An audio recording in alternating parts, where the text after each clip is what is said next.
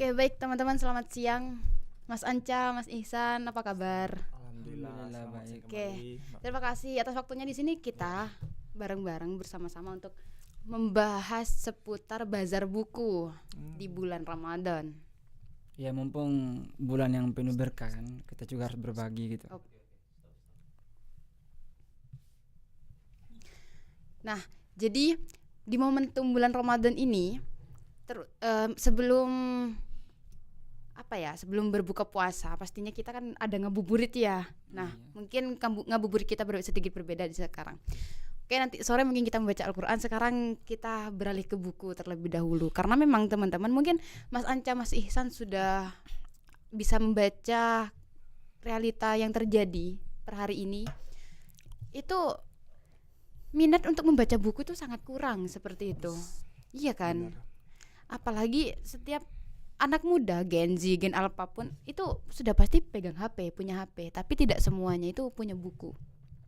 Beda sama buku pelajaran loh ya. Tapi untuk buku-buku konsumsi pribadi seperti ini kayak contoh buku yang utama yang sering kita baca setiap hari dan buku-buku yang lain. Mungkin dari Mas Anca, jika melihat realitas atau fakta yang terjadi per hari ini tuh seputar minat baca itu seperti apa sih? Kalau aku pribadi tuh membaca minat literasi untuk teman-temanku, teman-teman sebaya ya, Gen Z, apalagi Gen Alpha, itu seperti menurun. Jangankan membaca buku, ke kampus atau melaksanakan kehidupan sehari-hari untuk memegang buku tuh malu gitu. Kayak membawa buku kemana-mana tuh seperti malu. Padahal di Jepang per hari ini ya pegang buku tuh bukan suatu hal yang memalukan gitu. Dan bagi saya pribadi pun memegang buku atau membawa buku untuk membaca buku juga itu bukan hal yang memalukan seperti itu. Kalau dari aku sih sebenarnya soal gimana potret dari pemuda hari ini kan, apalagi Gen Z kan. Kita bicara Gen Z kan berarti kita bicara soal gimana Mas Iksan, terus gimana Mbak Firda, dan saya juga kan seorang Gen Z juga sebenarnya. Oh, Gen Z. Iya, Gen Z juga. Atau mungkin Gen milenial ya. Gen Z juga kan? Kita termasuk Gen Z. Oh siap. Jadi menyoal tentang buku teman-teman, sebagaimana yang kita pahami hari ini kan, saya kan dari Sulawesi kan.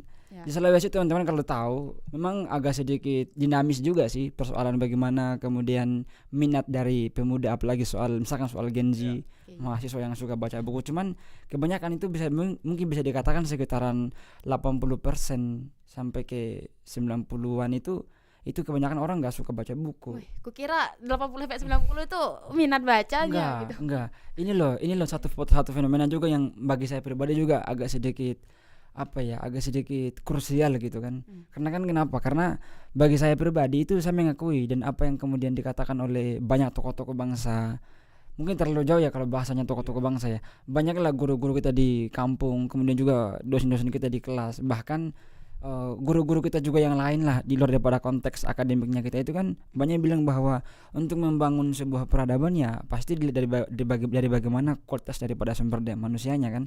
Tapi hari ini kan kita melihat tidak hanya mungkin di Jawa. Saya kan nggak tahu juga soal bagaimana kondisi di Jawa. Cuman kalau saya pribadi, to be honest, di Jawa itu ya di Sulawesi itu ya banyak banget yang nggak suka baca buku. Makanya kan ya Gen Z yang hari ini terafiliasi dalam gerakan organisasi, kemudian Gen Z yang hari ini banyak kan sekarang kan ada lagi satu tren yang menarik itu sebenarnya, seperti book party. Itu kan ada di Palu, ada di Jabar. Oh iya, itu ya kan? di mana-mana. Ya kan book party. Itu provinsi ya itu menjadi menjadi hal yang baru yang juga diminati oleh Gen Z. Tapi tetap saja fenomena untuk bagaimana kemudian melihat Gen Z secara keseluruhan, apalagi sampai mencapai berapa persen ya? Sekitaran mungkin 80 atau bahkan 70 itu ya itu sangat miris, sangat minim.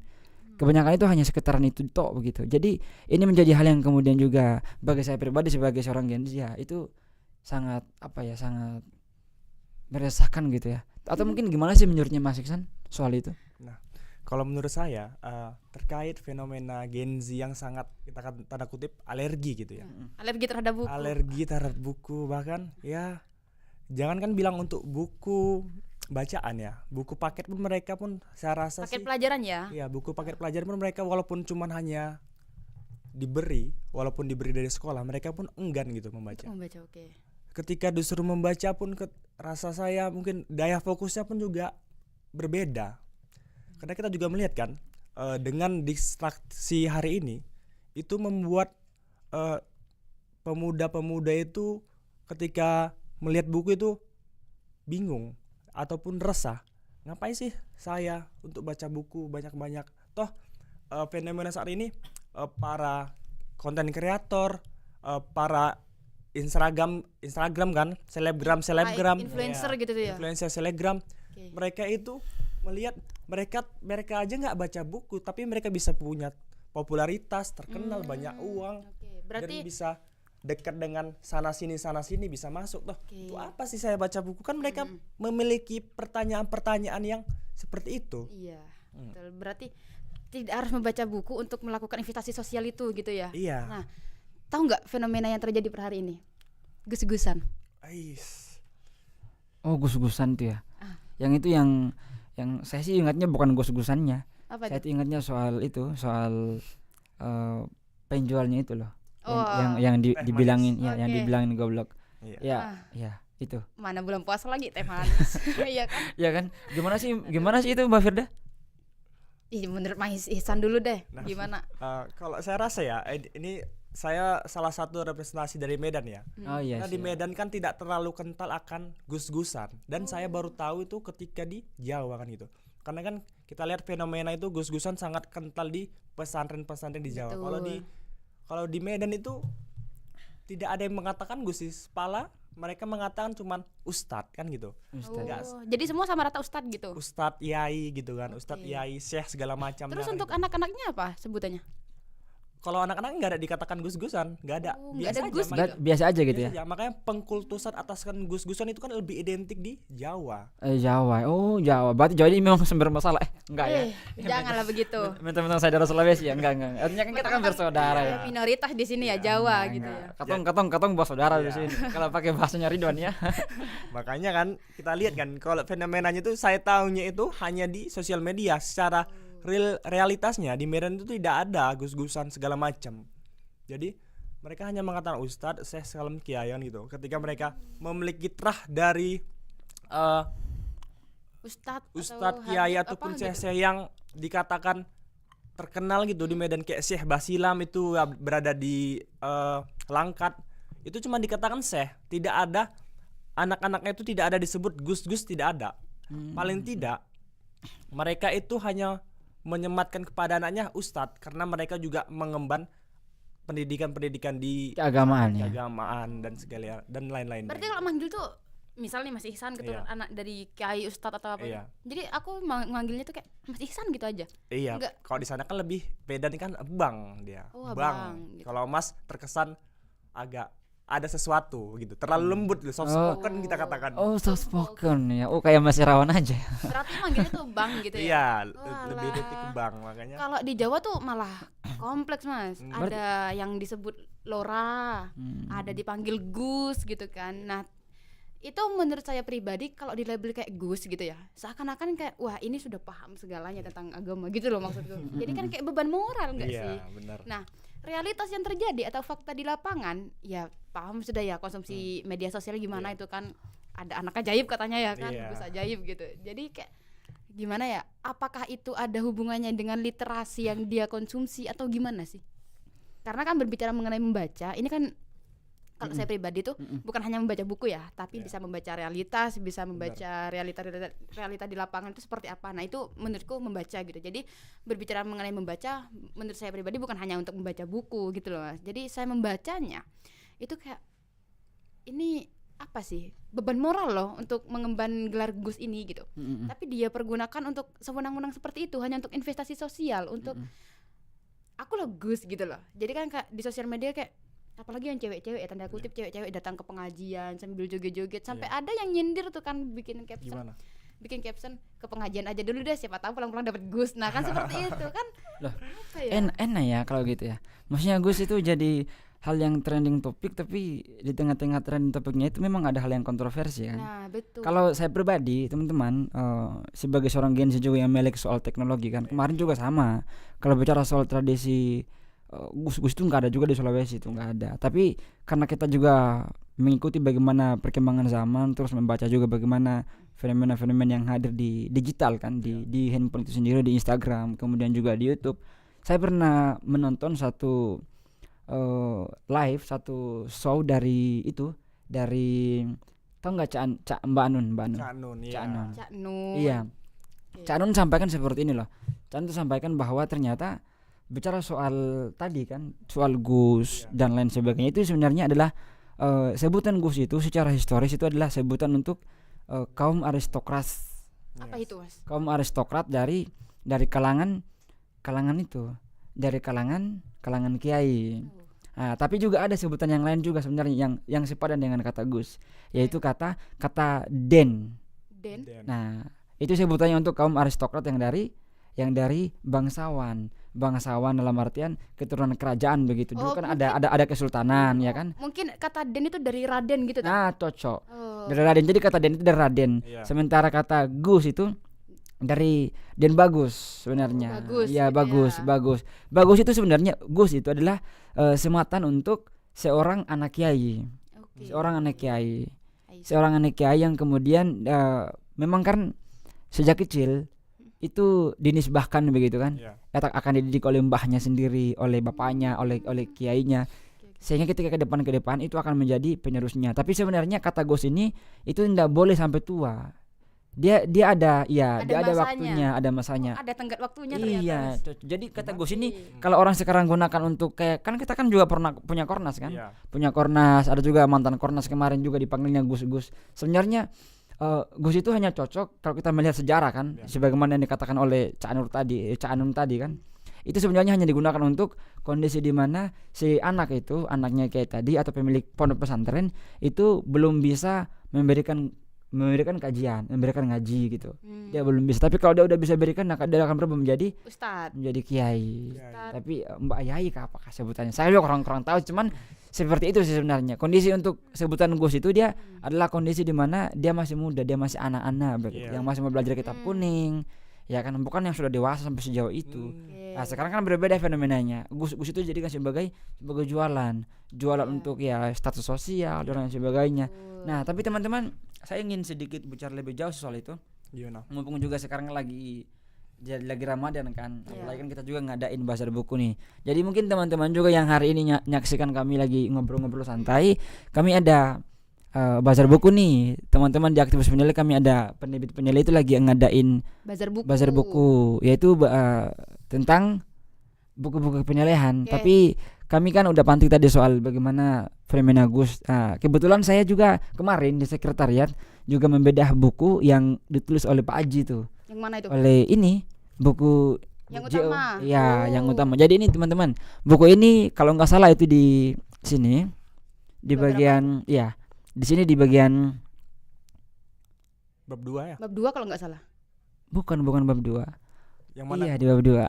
Cocok. Betul ya. Di bab 2 ini ada bab 2 itu soal di antara perubahan zaman dan titik temu antara kiai dan priai. Ini sebenarnya buku ini nggak terlalu berat-berat amat sih. Ini bagus dan recommended banget untuk dibaca sama Gen Z hari ini. Kenapa? Benar. Karena bahasanya itu bahasa yang intelektual tapi tidak Renyah. menghilang. Iya, renyah untuk dibaca dan dia itu hidup gitu untuk dibaca. Beda sama buku-buku yang lain yang juga pernah saya baca, itu agak kering karena tidak menghadirkan perasaan yang dimiliki oleh si penulis gitu. Nah, buku ini berbeda. Buku ini teman-teman, kalau kita spill lebih jauh sebenarnya di buku JO ini yang utama ya, Jejak dan Perjuangan Host Cokro Aminoto yang ditulis oleh Pak Aji ini sebenarnya di bab 2 itu dia jelaskan tuh soal tadi fenomena yang sedang kita ya soal Gus. Bahkan Kiai.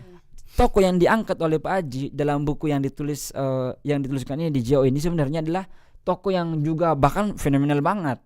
Kenapa saya sebutnya Siapa itu? fenomenal? Karena tokoh ini dia menyandang dua garis keturunan atau terah yang sama-sama mulia. Pertama adalah garis keturunan dari bangsawan, yang kedua adalah garis keturunan dari Priai sama kiai. Priai, oke. Dari priai sama dari kiai. Jadi dia itu adalah pertautan dan pertemuan antara dua garis keturunan yang sama-sama mulia. Tokoh itu adalah Host Cokro Aminoto. Mungkin kalau kita bincang-bincang soal lebih jauh, ada lagi hal yang lebih menarik ini. Yang mana itu? Di tengah-tengah kemegahan sejarah yang itu Iya. memberikan dia kondisi di mana dia memiliki gelar dua-dua itu kan, Iya. dari keturunan bangsawan dan keturunan kiai, tapi dia nggak memilih untuk kemudian menggunakan itu loh. Dia malah menanggalkan keradenannya dan menanggalkan kebangsawanannya untuk kemudian mengadopsi, bahkan dia menggunakan nama haji aja itu, yang itu lebih menyimbolkan universalitas nilai keislaman waktu itu. Jadi dia tuh mau tampil sama seperti yang lainnya, sama seperti wong cilik, sama seperti kaum kromo yang lainnya itu, sama-sama nggak ada sekat, walaupun saya adalah dari keturunan bangsawannya, saya juga adalah bagian daripada Indonesia begitu. Tapi kan fenomena hari ini kan nggak seperti itu. Ya kan, apalagi kan mungkin ya, to be honest, teman-teman, banyak kan itu teman-teman sekarang, teman-temannya kita lah, Gen Z hari ini kan nggak terlalu juga melek baca buku kan. Saya juga nggak mungkin bicara bahwa kita yang lebih banyak baca buku, enggak. Cuman karena tadi kan di antar diskusi kita di awal tadi kan, itu kan menjadi fenomena yang juga begitu krusial dan memang harus diselesaikan. Banyak banget loh kita saksikan hari ini pemuda, mahasiswa, Gen Z kan, khususnya itu, apalagi Gen Alpha itu lebih akrab dengan HP, nggak akrab dengan buku. Padahal untuk membangun sebuah bangsa yang bermartabat, untuk membangun sebuah bangsa yang memiliki harga dirinya, ya disebutkan oleh banyak filsuf, disebutkan oleh banyak pemikir, disebutkan oleh banyak guru-guru bangsa hari ini ya, dengan cara membaca buku. Kenapa?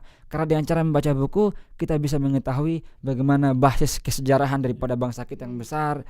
Kita tahu bahwa ya memang di mana ya, di Kendari atau mungkin juga di Sultan itu ada namanya sosok yang disebut sebagai siapa, semacam contoh Halu Oleo. Itu versinya daratan, tapi kalau versinya kepulauan kayak misalnya kami di Buton itu beda juga. Kalau versinya juga Muna itu beda. Jadi satu pahlawan tapi beda-beda literatur gitu. Tapi kan kalau kita belum pernah mengkonsumsi sejarah, kita bahkan tidak pernah mau tahu bagaimana cara untuk kemudian menggali kesejarahan, itu kan kita nggak pernah tahu. Apalagi kan Gen Z hari ini kan suka banget tuh konsumsi hal-hal yang bukan produk-produk dalam negeri kan. Soal misalkan contoh nih yang paling viral nih, Fir, soal saya itu teman-temanku yang seangkatan kan, itu bahkan adik-adik itu banyak banget, bahkan sudah tua juga ya, yang angkatan 2016, 17 sampai angkatan 2014 ke atas itu lebih suka nonton drakor loh. Aduh. Iya. Jadi drakor yang diproduksi oleh apa ya? Oleh itu kan, oleh Jepang itu, oleh apa? Oleh Korea. Oleh Korea itu lebih banyak dikonsumsi dan bahkan dijadikan sebagai tontonan favorit. Diikuti tuh per episode-episodenya diikuti. Padahal padahal sosok Cokro sendiri kalau kita mau gali lebih jauh tidak hanya ditulis oleh Pak Aji dalam buku yang utama ini yang begitu hidup kan, tapi juga sebenarnya sosok Cokro itu kan diangkat dalam sebuah film yang berjudul Guru Bangsa. Kan? Nah itu gimana sih? Saya tuh resah banget loh sebenarnya sebagai Gen Z. Resah karena begini kondisi bangsa kita, begini kondisi Gen Z. Ya kalau bukan kita siapa lagi coba yang mau bangun negara ini? Kalau bukan kita siapa lagi coba yang mau, ya kan? Maka dari itu bagiku kayak sebuah penyakit ya. Berbicara mengenai drakor, Mas, saya pribadi selaku perempuan ya. Oh, kamu juga pengkonsumsi drakor ya? No. Iya, tapi menurut data memang banyak yang mengkonsumsi itu bagian perempuan. Awal mulanya. Itu aku nggak sepakat sih ya, tapi bagaimana ya? Itu kan sedikit apa ya? Aku kayak nggak terima semua perempuan itu penikmat drakor. Saya pribadi enggak. Drakor, dracin tuh enggak mengikuti sama sekali. Bahkan BTS ya? BTS. Itu kayak teman-temanku bilang apa ya, Jungkook ya, saya sampai hafal nama-namanya loh. Ada tahu nggak personilnya itu bukan Kobe Junior, itu kan Indonesia ya. Siapa lagi itu? Super Junior, tahu nggak? Nggak tahu. Siwon. Yang kaya itu. Siwon yang Crazy Rich juga dia di. Tadi gimana tadi untuk jadi maka dari itu memotret aku dari kalangan perempuan ini. Nah, di situ aku melihat sepertinya ya, meskipun aku bukan bagian dari itu ya, bukan dari bagian dari penikmat drakor, dracin atau apalah itu. Tapi apa yang mempengaruhi mereka sehingga mereka gitu tergila-gila gitu akan drama Korea kan gitu? Ya, sedikit aku tanyakan kan kepada nggak jauh-jauh ke adekku lah, adik saudara. Ada yang cewek. Iya, cewek. Cewek. Karena memang pertama kali aku masuk kamar dia tuh, di setiap tempelan di tembok, di situ ARMY, di situ BTS gitu loh. Maksudnya kayak benar. Jadi aku bilang, wah panas aku masuk kamar ini, panas gitu maksudnya. Kayak neraka aja ya. masuk ke kamar, Mas, langsung disambut sama Jungkook katanya. Siapa aja sih namanya? Tapi kan tapi kan ganteng kan, itu ganteng versinya anak-anak Gen Z sekarang kan seperti itu, yang rambut ke bawah ke sini, kemudian yang bisa goyang-goyang gitu, nyanyi-nyanyi kan ya. Lunak gitu ya. Jangan gitu, nanti kita diserang sama penikmat ini, jangan. Siap. Nah, bagi saya pribadi itu, kata adik saya, itu kebiasaan itu muncul semenjak Covid. Kita kan nggak bisa kemana-mana. Sekolah aja kita daring.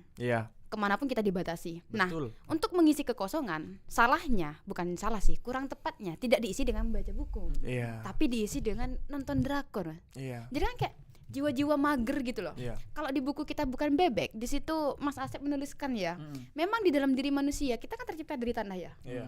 Alam semesta ini kan tercipta dari tanah juga.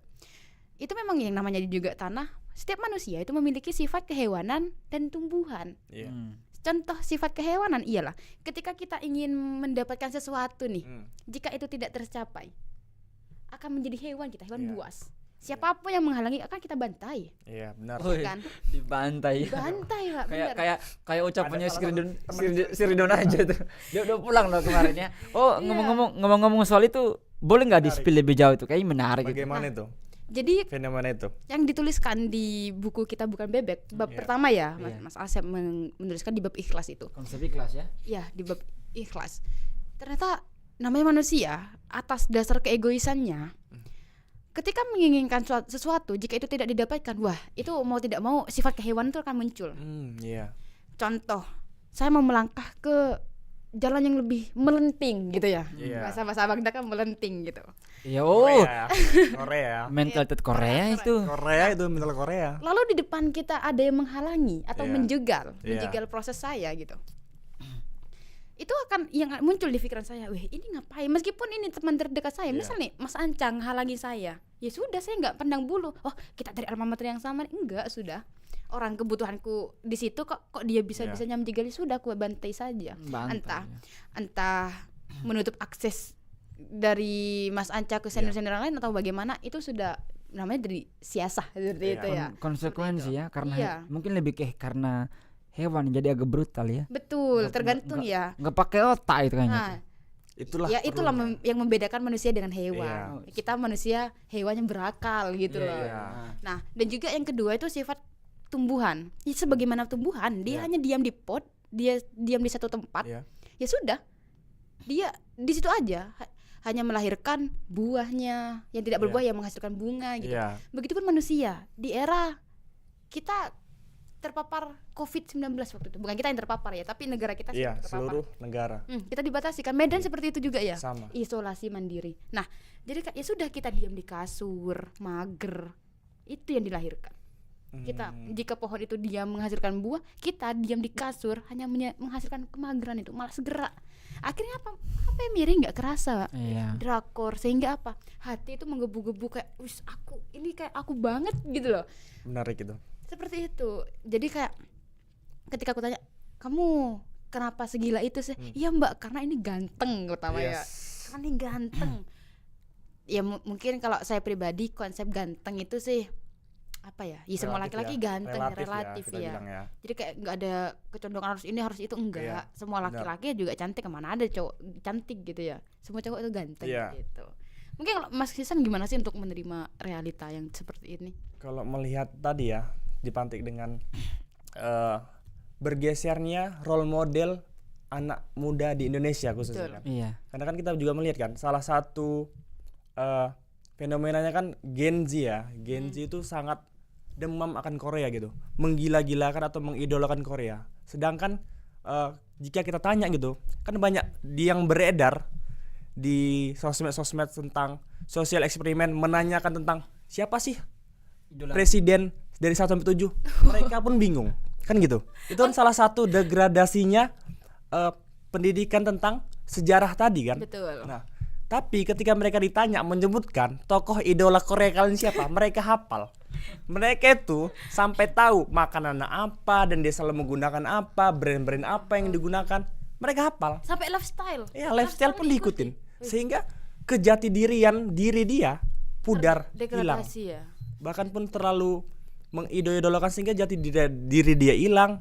Seolah-olah ini kan menggambarkan kan ironinya pemuda saat ini ya. Dia lupa di mana bumi yang dipijak kan gitu. Oke. Negara yang ditempatinya. Kan sangat ironi gitu keadaannya.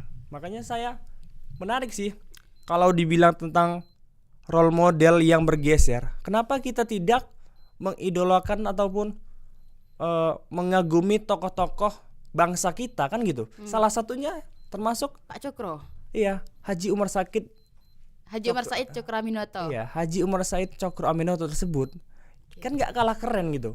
Ketika dia berani mengorbankan, menanggalkan seperti kata sama Anca, trah dari priai dan bangsawannya gitu.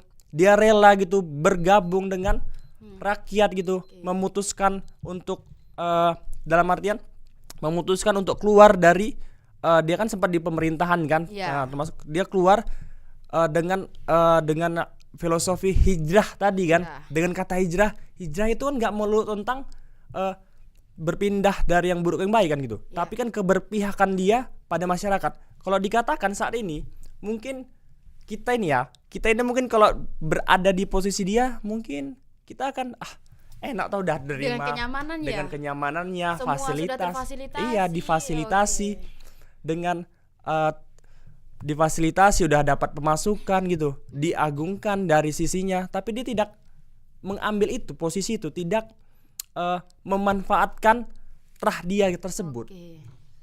Privilege dia itu coba digunakan dengan cara yang baik. Nah, itulah salah satu saya lihat yang perlu kita contoh. Salah satu role model yang seharusnya sama-sama kita kagumin kan gitu. Betul. Tapi San sama Dak, saya tuh kayaknya muncul satu pikiran gila deh. Gimana itu? Jangan sampai kondisi bangsa ini seperti ini dengan adanya COVID-19 kan. Iya. Kemudian juga kita yang sudah kemudian melupakan sejarahnya kita kebanyakan begitu kan Gensi. Gensi itu kalau ditanya siapa buyutmu pasti nggak tahu. Iya. Coba tanya Gensi. Tanya Gensi soal sejarahnya kampungnya misalkan. Jangan jauh-jauh bicara soal Founder Fathers. Bicara soal Cokro. Bicara soal Simaun, bicara soal Kartosuwiryo, bicara soal Haji Agus Salim dan kawan-kawan itu kan masih terlalu jauh ya. Bicara aja soal tahu nggak soal tokoh-tokoh lokal yang berjuang di kampungnya misalkan. Pasti nggak banyak yang tahu loh. Saya tuh punya pikiran gila jangan sampai ini semua adalah by design. Ya kan? Ya, bisa jadi. Ya enggak? Itu bisa. Sekali-sekali kita berpikir out of the box deh. Bagaimana tuh? Ya maksudnya kan kita berpikirnya itu jangan sampai kondisi-kondisi seperti ini tuh terjadi itu karena memang ada yang desain gitu, bukan karena muncul gitu aja. Oh iyalah, ya karena kan? Sesuatu yang tidak datang tiba-tiba gitu ya, pasti ada pemeran di belakangnya. Iya, kok tiba-tiba ada COVID, kemudian dan COVID itu kan sebutkannya itu kalau saya pribadi itu menganggapnya itu adalah pengkondisian anak-anak muda, pengkondisian mahasiswa. Akhirnya kan dalam konteks yang biasa pun, dalam artian kehidupan sehari-hari kita lebih nyaman pakai HP, kita lebih nyaman dengan zaman yang sekarang sebagai digitalisasi. Tapi saya sih agak kurang setuju sih, karena kan itu beberapa ada yang terjadi by nature, alamiah. Nah, ketika kita dihadapi dengan kondisi tadi, nah mereka kan tidak ada diberi opsi oleh pemerintah untuk melakukan yang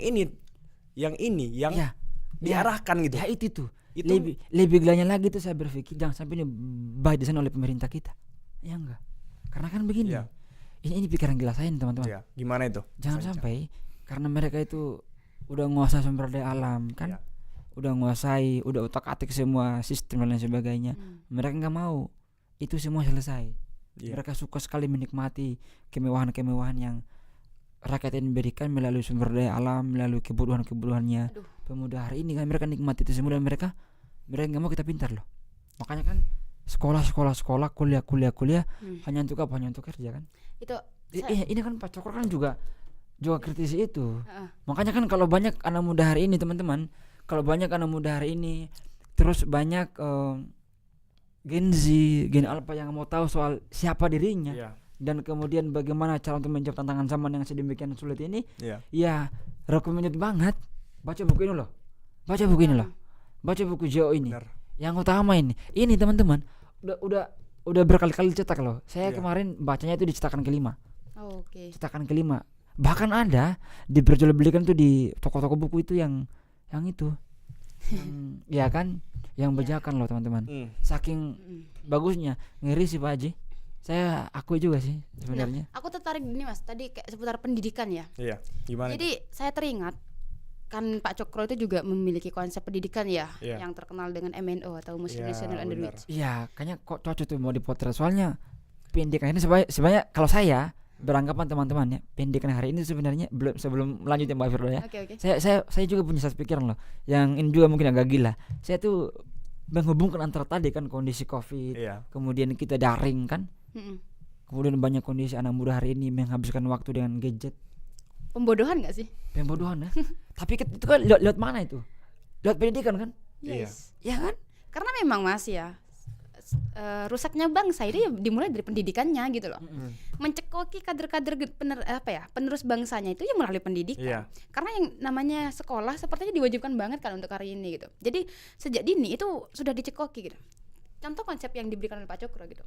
Pak Cokro itu kenapa kok hingga lahirnya Muslim Nasional on the Roads? Karena memang keresahannya Pak Cokro dari dunia pendidikan itu loh. Gimana itu Mbak Firda tentang Jadi- MNO ini mungkin kan banyak ini pemuda yang asing dengan MNO tersebut karena kan kita tahu hanya cuman pendidikan kan gitu, pendidikan yang digagas oleh pemerintah Ya kan sudah, gitu, kayak begitu ya. kebijakannya yang Tinggal saat ini kita Datang ke sekolah tahu. ngikuti pelajaran iya pulang gitu ya. benar-benar Oh, kalau bahasanya kawan-kawan aktivis penilai itu dan mungkin juga yang lainnya, Apa itu? itu disebut sebagai deontologis. Deontologis itu semacam kita hanya menyelesaikan menyelesaikan kewajiban, kewajiban. tapi kita nggak Dapat mikirin tuh apa substansinya. makna. Oke, betul. Ya kan? Benar-benar. Jadi gimana Mbak Firda? Dan juga hampir orang-orang itu meninggalkan yang wajib malah mengutamakan yang sunnah. Gitu. Iya, nah itu tuh menarik gitu.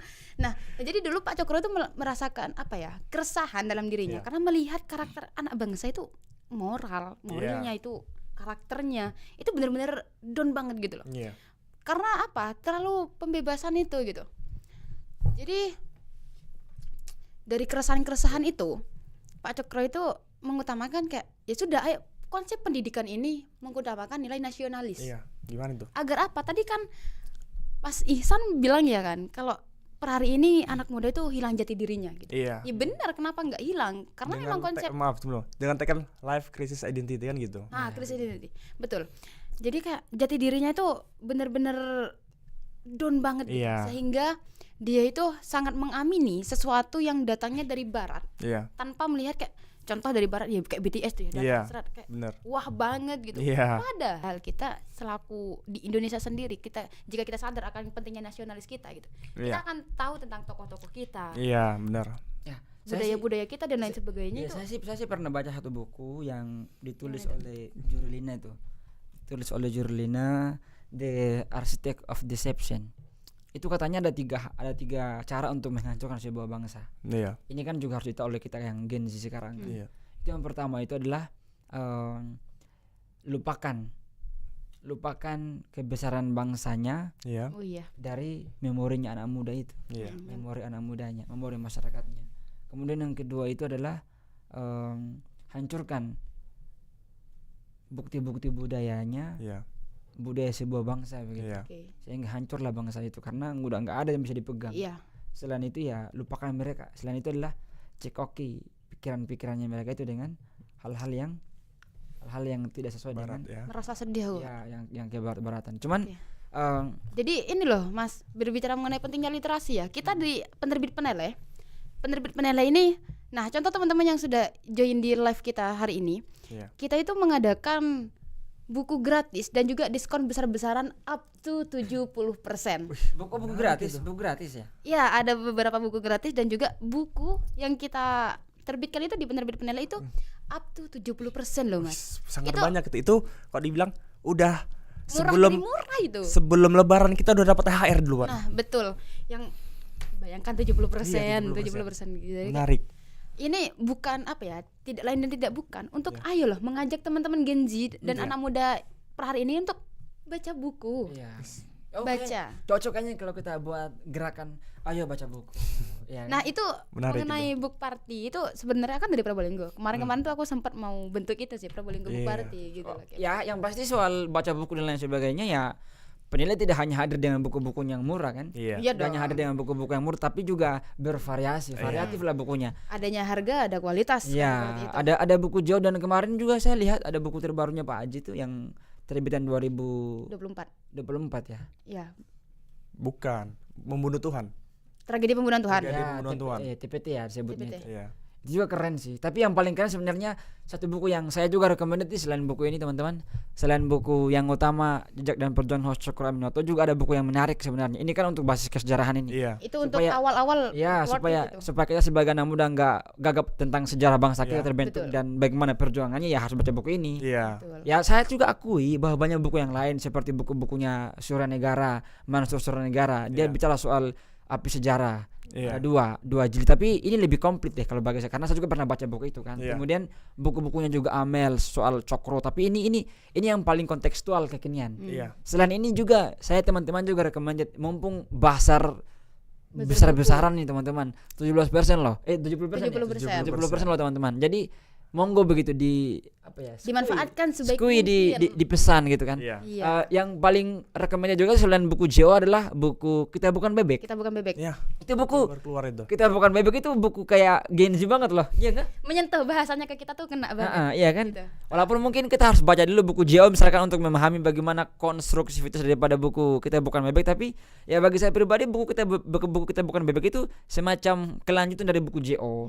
Iya. Secara sederhananya seperti itu mungkin. Karena ini loh Mas, gimana sih teman-teman ini dicekoki buku, padahal yang nulis buku itu butuh waktu berbulan-bulan bahkan Iya. bertahun-tahun gitu loh untuk menuliskan satu buku. Nah Benar. kita sudah disuguhi gitu loh, Iya. hanya bisa apa ya, mengetahui semua itu ya maksimal 1 bulan lah gitu. Kalau masih mager-mager dan lain 1 sebagainya. bulan cukup Jadi sih. kayak, ya kalau semangat membaca kayak Mas Iya. Miftah kemarin aku lihat di Secret itu, wah Oh, berarti sampai aku malam itu. berarti aku nggak dihitung ini. Sampean Karena di balik layar kamu. di balik Diam. layar, baca di belakang. Jadi kayak Kan sang guru bangsa. iya, amin amin. amin. Cukur-cukur muda kan. Gitu. Jadi kayak cuman modal sebulan kita sudah bisa memahami keseluruhan gitu Iya. loh. Saya jujur Dipermudah saya kan kita. besar juga tidak hanya soal ini. Saya ini bukan cuma seorang Gen Z loh. Iya. Saya Jadi- juga seorang aktivis. Saya banyak loh bergerak di mana-mana. Cuman Iya. to be honest, Iya. saya mau jujur sama teman-teman. Di semua buku-buku yang saya baca itu jujur buku ini paling mengena. Buku Iya. JO ini. Betul. Ini paling mengena. Makanya kan kita ngobrol ini kan. Ah, Dan aku buku Kita Bukan Bebek. kemana-mana aku di tas tuh pasti ada ini yang utama sama buku Kita Bukan Bebek. Iya. Karena itu kayak orang, jadi teman-temanku kalau menanyakan yang mau baca gitu ya, aku mau baca nih, kasih rekomendasi buku dong gitu lah. Yang karena aku sudah baca gitu, ya sudah aku rekomen ini yang utama. Kalau kamu masih terlalu apa ya, masih belum mau fokus di sejarah, ya sudah aku sugi Kita Iya. Bukan Bebek gitu. Terakhir mungkin kalau dari saya soal buku JO ya, selain soal tadi diskusi kita yang panjang kali Iya. lebar menyoal bagaimana fenomena Gen Z hari ini, juga sebenarnya ada satu hal yang mau saya sampaikan sih soal buku JO, bahwa di buku JO ini juga dijabarkan bagaimana sosok Cokro sebagai sang guru bangsa. Oke. Dia ternyata dan mendidik tokoh-tokoh bangsa kita. Iya, benar. Dia mendidik Soekarno, dia mendidik Haji Agus Salim, dia mendidik Kartosoewiryo, dia mendidik Sumaun, dia bahkan mendidik Buya Hamka. Iya. Ya. Buya Hamka. Dia banyak sekali mendidik dan dia berteman dengan pendiri NU, Pendiri Muhammadiyah. Iya, Dia berteman benar-benar. sama semua dan Oke. memang dia tokoh yang ya kalau saya pribadi sih mesti harus diidolakan sih. Karena kenapa? Kalau kita mengidolakan Soekarno, siapa yang didik Soekarno? Nah, Iya benar kan? itu, menarik. Kita kan selalu bicara soal Soekarno. Iya, kemudian tokoh. Tapi Soekarno yang siapa di balik dilahirkannya. siapa di balik Ternyata di layar? balik layarnya ada Pak Cokro. Ada Pak Tapi Cokro, Iya. ya kan? oke Mas, tapi berbicara hal itu, saya masih sangat sangat mengidolakan itu Bu Soeharsikin. Ai, itu buat sikin Ya ya. kan ada Istri dari istilah. Pak Ya kan Cokro. ada istilah. Dan di Iya. sini pun juga ada dibahas kan tentu. Ya kan ada istilah bahwa Gimana tuh? di belakang Di laki-laki- depan. Di belakang pria Di hebat belakang pria terdapat- hebat ada. Iya. Di Terdapat belakang- istri. No. Gimana itu? Satu-satu. It's not like that. Oke. Di belakang laki-laki tangguh ada Perempuan yang perempuan hebat. iya. Nah, itu wih, Iya. luar Saya biasa. kira cukup ya. Oke. Jadi teman-teman, apalagi yang perempuan ya, jangan pernah membatasi diri kalian. Teruslah mendidik diri kita sebelum kita menjadi pendidik untuk anak-anak kita. Maka dari itu, ayo kita sama-sama melek akan pentingnya literasi. Iya. Mulai cekoki pikiran-pikiran kita tuh dengan bacaan-bacaan yang itu berkualitas gitu loh. Bukan hanya membaca buku ya yang Iya. saya sampaikan, tapi bisa membaca realitas, Iya. Iya. fakta Kalau- yang terjadi di global ini itu sangat kalau- penting. Kalau dari saya pribadi sih sebenarnya sederhana aja. Untuk mampu kemudian menjawab tantangan zaman yang begitu kompleks hari ini, saya pikir kebutuhan kita terhadap ilmu pengetahuan terlalu tinggi dan memang itu keharusan begitu. Iya. Karena itu langkah yang paling radikal dan sederhana ya, ayo teman-teman kita baca buku. Ayo. Minimal sehari kita baca buku Satu ya bab lah gitu. satu bab lah, atau mungkin ya 2 lembar 3 lembar nggak jadi soal. Yang penting konsisten. konsisten. Benar. Ya, the power of habits ya kan. Yes. Power of habits. Dan itu saya rasakan sendiri sih ketika jujuran juga sih, sebenarnya bukan soal cuman bagaimana faktor internal tapi juga eksternal itu mempengaruhi. Iya. Oke. Jadi monggo teman-teman, ini ya mumpung momentum bazar buku Ramadan ini, penerbit-penerbit sudah ugal-ugalan seperti menurut saya ya. Sampai open 70% 70%, bayangkan. Kalau bicara soal substansi nggak kalah jauh sama buku-buku yang lain, bahkan ini lebih hidup. Lebih hidup karena ini kan Bener. bukan hanya ditulis sesuai data yang ada tapi juga Disuguhkan meriset, dengan Mas. perasaan. iya dengan riset dan lain sebagainya seperti itu. Jadi ayo teman-teman check out sekarang juga karena ini benar-benar Oh, kalau mau check out nanti kabar langsung pihak penerbit ya. ya langsung tulis di kolom komentar dan semoga kalian yang mendapatkan buku gratis itu.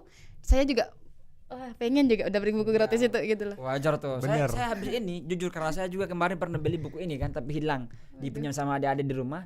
Saya mau beli lagi loh. Saya beli lagi buku JO dan buku-buku yang lain karena itu ya recommended banget teman-teman. Betul. Emang Itu harus ada sih. Membentuk kayak kalau bahasanya anak-anak Jakarta itu kan membentuk gue banget. Wis gue banget enggak tuh. Aku banget. Menarik. Berarti ya. Ya kan nggak mungkin ya kita mengidolakan sosok role model tapi kita buta akan sejarahnya kan nggak Ya, mungkin. Benar. Gimana kita sudah ini loh Pak Cokro ini, tapi ketika ditanyakan historisnya kita kayak gagap sendiri gitu loh. Jadi kayak minimal kita membekali diri kita agar kiranya tuh kita bisa dalam menyampaikan ke adik-adik gitu ya, ke teman-teman sekitar kita nggak gagap seperti itu. Jadi maka dari itu kegagapan itu muncul karena ketika kita tidak pernah membaca, karena sedikit mengkonsumsi kosakata itu loh Mas gitu. Jadi kayak aku mau ngomong apa seperti itu. Menurut Mas Ihsan gimana sih? Jadi bingung ya. Tapi sih memang sangat banyak yang menarik ya, apalagi kan buku-buku yang diterbitkan oleh penulis kan tidak hanya beberapa itu kan. Mungkin teman-teman untuk lebih pengen tahu banyak bisa dilihat di katalognya kan, karena buku tersebut tidak hanya dijual secara ini, nanti bisa dicek di e-commerce-nya juga. Di situ juga menyediakan banyak dari karya-karya dari penerbit-penulis. Makanya untuk teman-teman sih sangat-sangat merekomendasikan teman-teman untuk mengkonsumsi buku-buku yang ada di penulis ini kan gitu. Jadi tidak capek-capek teman-teman dengan bahasa yang kekinian, bahasa sejarahnya yang kekinian yang kita bilang kita nggak bosan gitu. Kita membacanya kita akan hanyut dalam pemikirannya, dalam suasana keadaan sejarah tersebut. Kan itu yang paling penting. Gitu. Dan juga ini loh, saya teringat sebelum saya tutup, ternyata Soekarno yang sama gadang-gadangan tadi itu ya. Ketika berusia 15 tahun kan sudah ada di rumah Pak Cokro itu ya, ditempa oleh Pak Cokro. Iya. Beliau setiap harinya Mas Ihsan, ketika saya baca juga di buku yang utama itu, setiap hari dicekoki buku, setumpuk buku. Benar, aduh. Segini Kalau saya ada itu dah mungkin lebih. banyak muntah-muntah itu mungkin. Wah, sampai muntah-muntah Pak karena Kabur. sampai nangis-nangis. Kabur saya dari kos itu. Nah, nangis-nangis Pak Cokro itu untuk menjelek kok Pak Cokro sih, Pak Karno. Kenapa? Jadi Soekarno muda ini kenapa nggak mau nangis? Orang setumpuk buku belum selesai dibaca, besoknya dikasih lagi.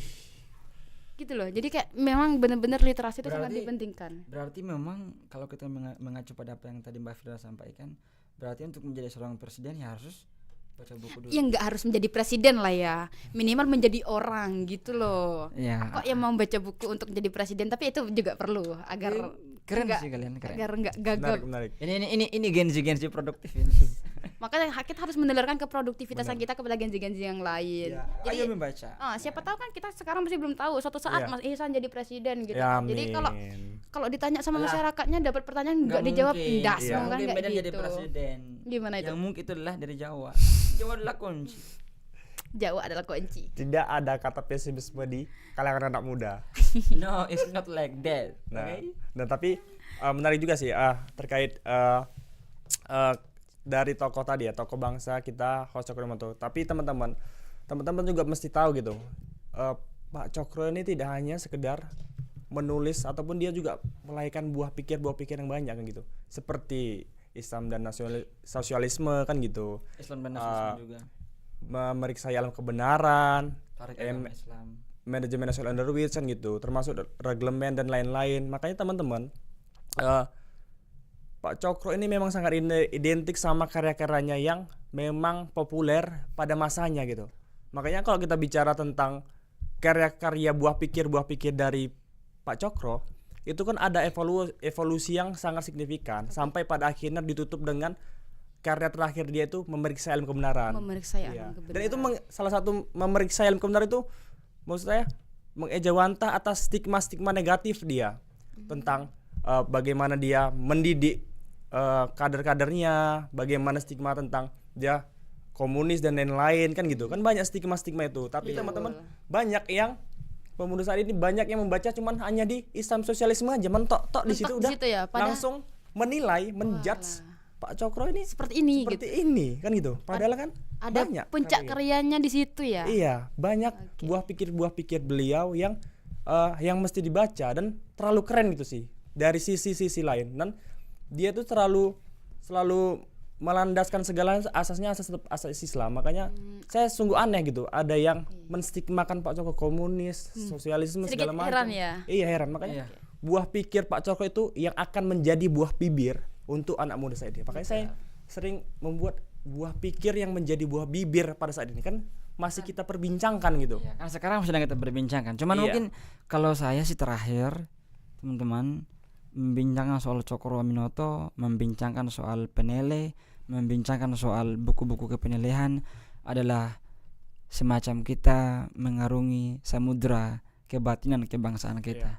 Kenapa begitu? Karena sosok Cokro Aminoto itu separuh hidupnya adalah memperjuangkan kemerdekaan bangsa kita. Bahkan di tahun 1916 itu di sini juga dijabarkan di buku JO, beliau orang yang pertama kali dengan lantang berani meneriakan Zelbestur dalam term Belanda kan, tapi kalau diterjemahkan dalam bahasa Indonesia artinya adalah kemandirian ekonomi, kemandirian berpemerintahan sendiri. Merdeka di Artinya- atas kaki sendiri. Iya, artinya kan berarti ketika melihat bangsa ini ya berarti kita harus tarik sampai ke sejarah itu. Iya. Itu yang kemudian menjadi masalah hari ini. Iya. Orang terlalu membesar-besarkan pikiran-pikirannya orang luar, padahal dalam konteks kenusantaraan bahkan keindonesiaan itu ada satu tokoh yang kemudian mampu sampai sejauh itu loh. Mampu sampai memahami.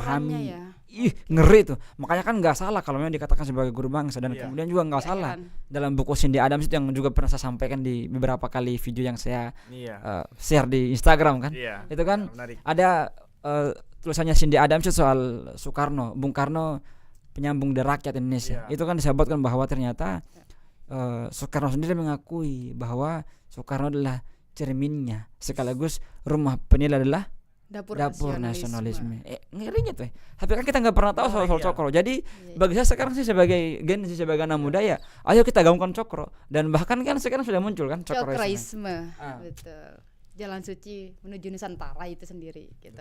Oke, mungkin itu saja teman-teman. Terima kasih Mas Ihsan, terima Iya, kasih sama-sama, Mbak Mas Firda. Anca yang Tadi belum sempat bilang loh bahwa ini hostnya kan. Ya kita anggapnya ya ngobrol-ngobrol santai aja. santai, kita ngobrol kopian ya.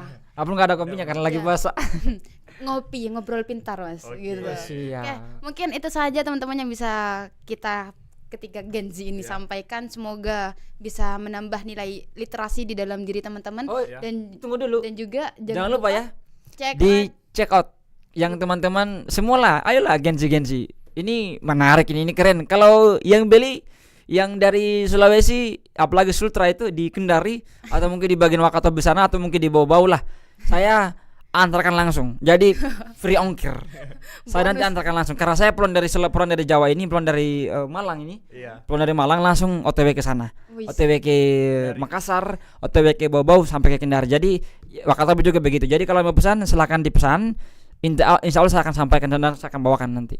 Totalitas Oke. Gen Z yang sadar akan pentingnya Makasih. literasi. Oke, mungkin itu saja teman-teman, dan juga Probolinggo dan sekitarnya jangan lupa di check out. Medan dan sekitarnya juga jangan lupa check out. Kita siap bawakan kok. Tenang aja, free ongkir. Oke.